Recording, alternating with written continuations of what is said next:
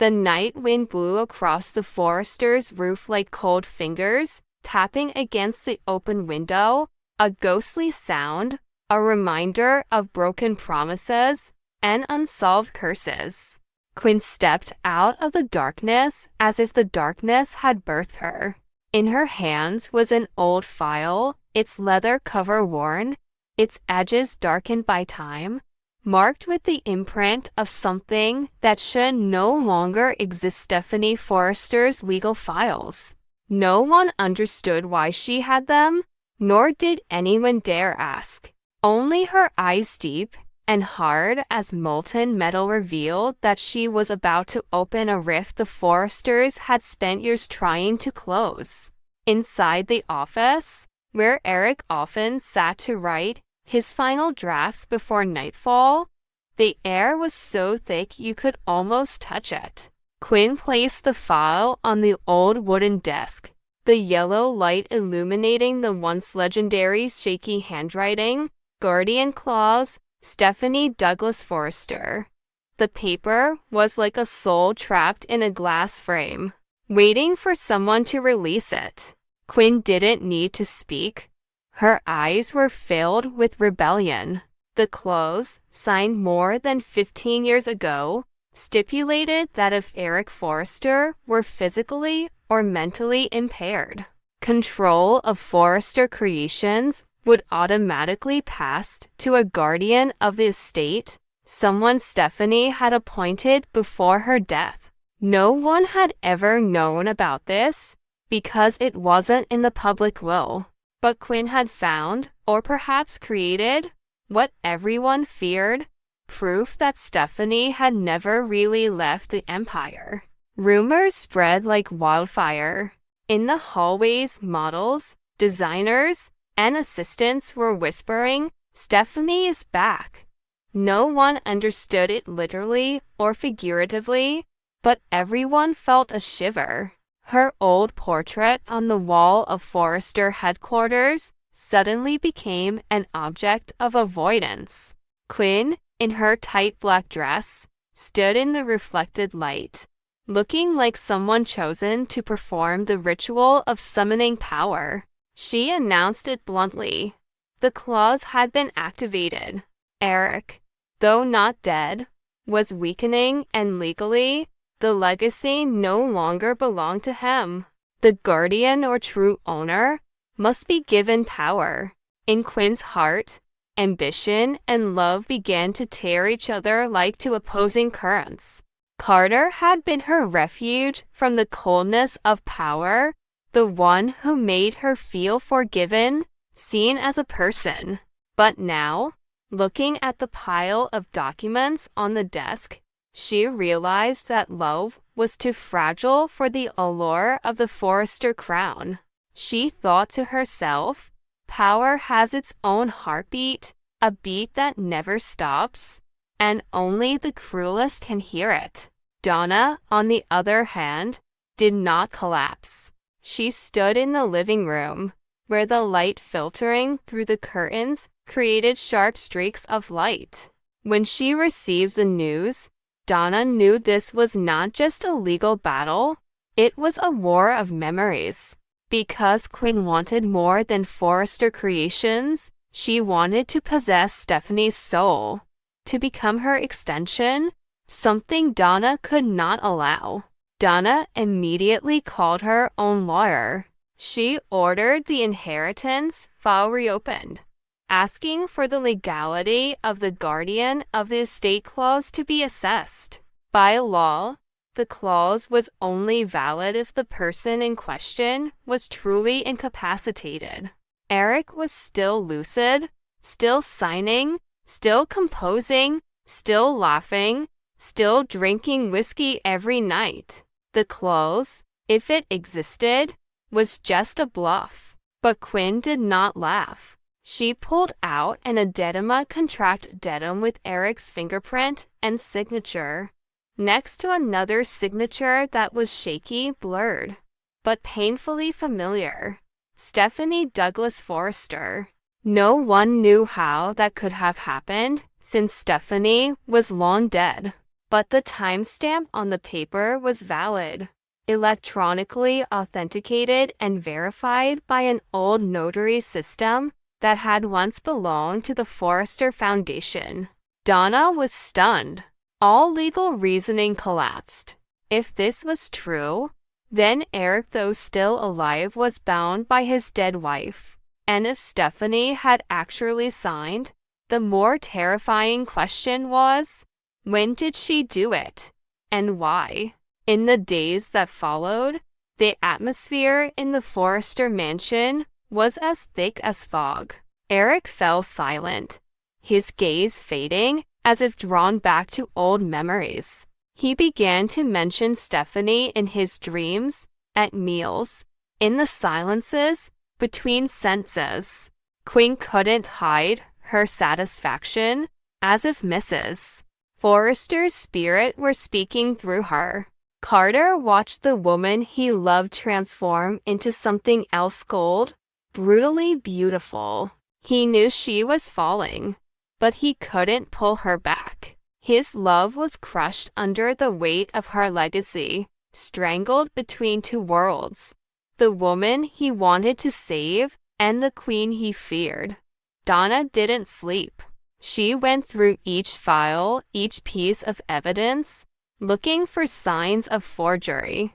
As she did, she noticed another copy of the addendum, older, signed by another witness, Carter Walton. He signed as Forrester's in-house lawyer at a time when, according to the records, he was never there. There was a gap in time, 2 months, when no one knew where Carter was, and if his signature was real, it meant he had witnessed Stephanie signing or someone had used his name to legitimize a fake contract.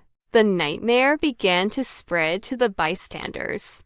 In his office, Eric sat by an old photograph of Stephanie, his hand trembling against the glass. He felt a strange warmth emanating from it, as if the photograph were breathing. One night, he heard a familiar voice in the hallway, whispering about the guardian awakened. No one believes in ghosts, but everyone believes in legacy, and at Forrester, legacy is always more powerful than life. The day of the shareholders' meeting approaches.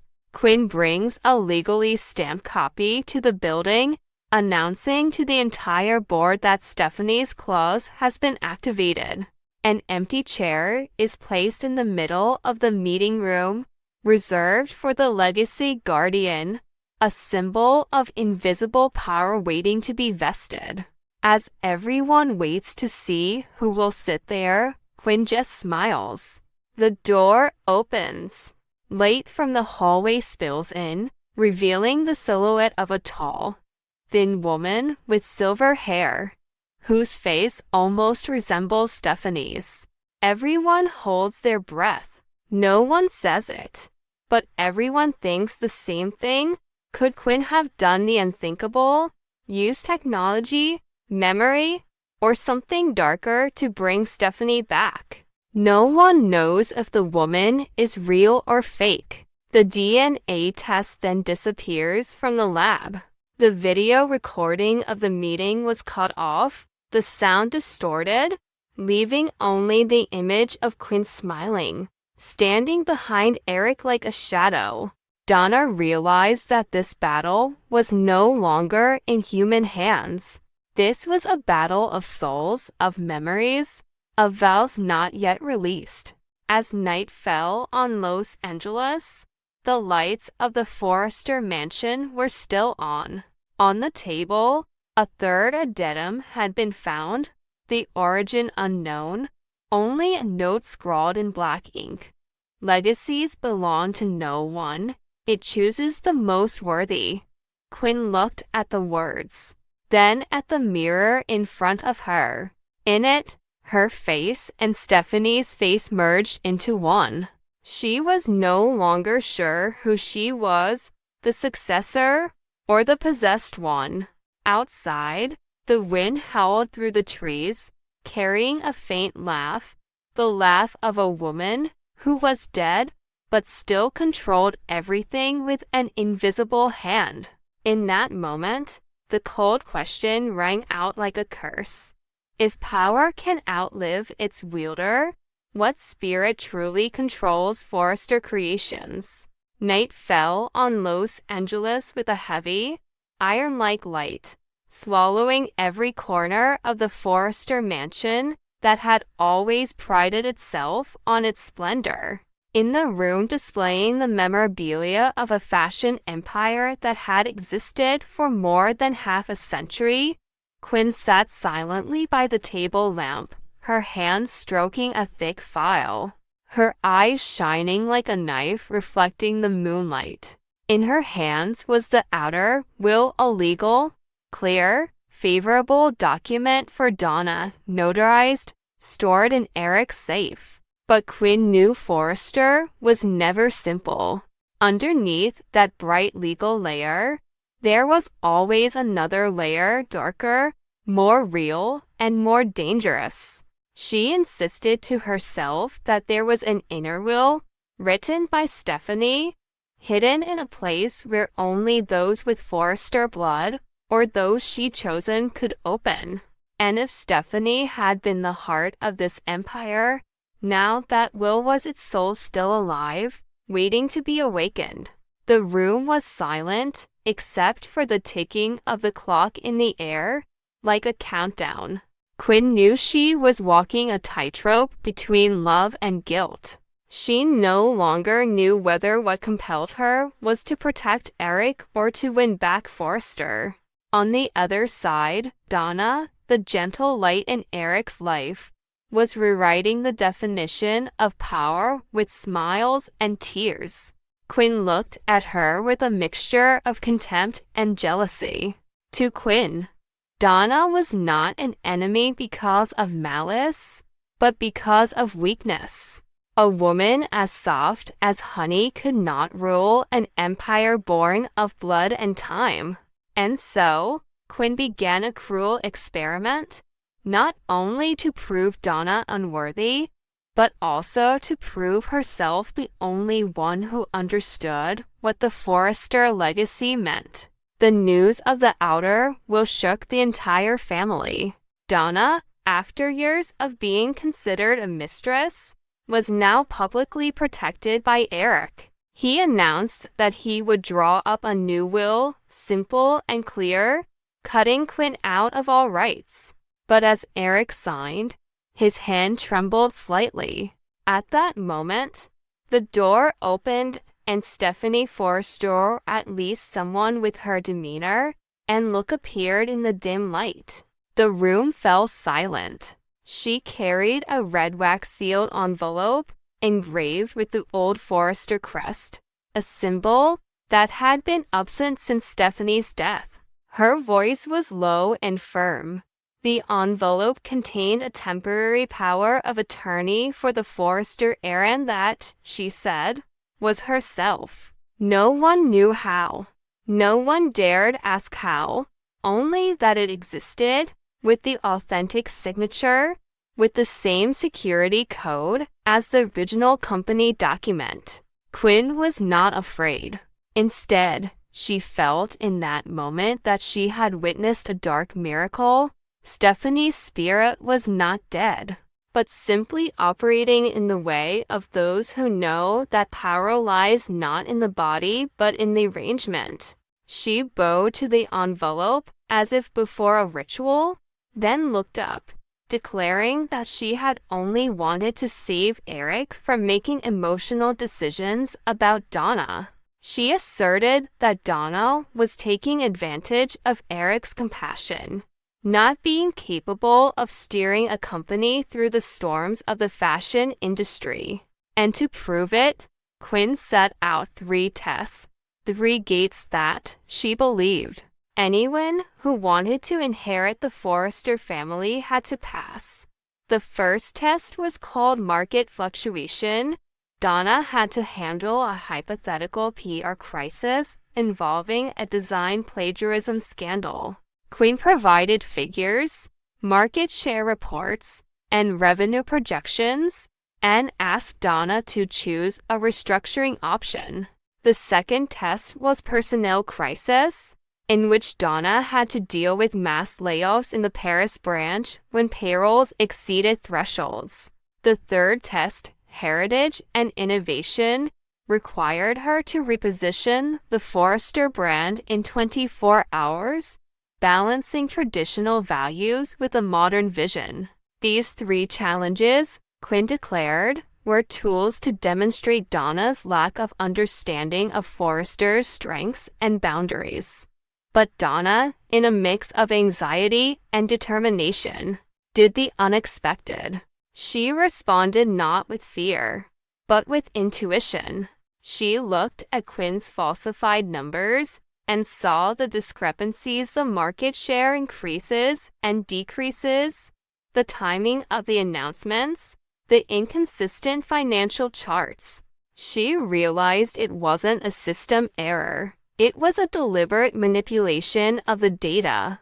And when she presented to the Forrester board, not with numbers, but with logic and trust in Eric, she turned the tables.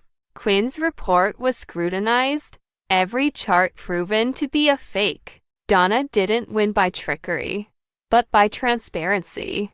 Carter, who had been watching in silence, knew that moment had broken Quinn. She was no longer just a woman betrayed or excluded from the legacy. She had become a self-betrayer. Everything she had done to prove Donna inadequate had only proven the opposite.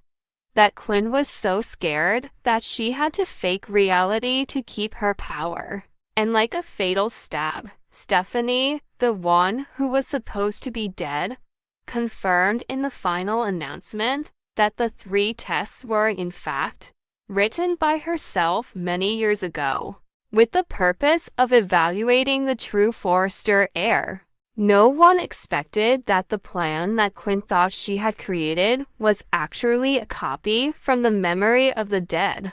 In that moment, Quinn's world collapsed. She stood in the middle of a room full of mirrors reflecting her image, a woman disintegrating under the light of justice and obsession. She saw Stephanie's image in each mirror, not as a ghost, but as a living memory of power that never sleeps. Donna stood beside Eric, her eyes filled with tears, not gloating, not triumphant, only the sadness of someone who knows that the truth is sometimes more cruel than lies. Eric took her hand, but his hand shook. In his heart, the fear was not because of the loss of property, but because he began to feel like a puppet between 2 women representing 2 eras, one dead but still in power, one living but learning to control the legacy. That night, when everyone left the headquarters, Quinn was alone. She opened the wax-sealed envelope again, looked at the seal that had been imprinted with the Forrester crest. Inside was a blank sheet of paper and a faint handwritten line. "If you are reading this, it means the final test has begun." Quinn clenched the paper, feeling a chill run down her spine. Outside, the wind blew through the hallway, carrying the sound of distant footsteps, as if someone was returning. On the table, an old photo of Stephanie fell, the glass shattering, reflecting Quinn's face into one radiant, the other distorted. In that silence, the question rang out, cold and persistent as the clock in the night. If the dead can still write laws for the living, then is it possible that the power itself, the soul, is really controlling